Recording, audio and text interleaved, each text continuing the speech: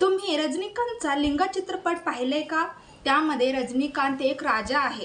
तो आपल्या प्रजेसाठी आपलं सगळं राज्य इंग्रजाकडे गहाण ठेवतो आणि त्याच्यासाठी एक धरण बांधतो। सगळे शेतकरी, सगळी प्रजा सुखी होते।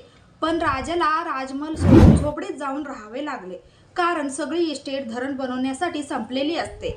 चित्रपट पाहिल्यानंतर त्या राजाचा आपल्याला खूप अभिमान वाटतो, आदर वाटतो।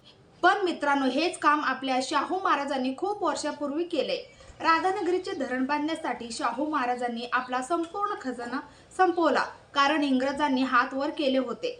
शाहू राजांना बऱ्याच जणांनी सल्ला दिला, खजिना संपेल, पण राजे म्हणाले, ज्या खजिन्यामुळे माझा शेतकरी सुखी होणार नसेल तर तो काय कामाचा।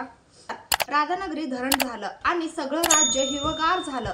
आजही होते, कधी गेलात राधानगरीला तर बघा, आजही ते धरण सांगते शाहू राजे कसे होते। असा होता माझ्या मोठ्या दिलाचा राजा, माझा राजा। अशा आई बापासारखी जनतेची काळजी घेणाऱ्या राजास कोटी कोटी नमन। व्हिडिओ आवडल्यास लाईक आणि शेअर करा।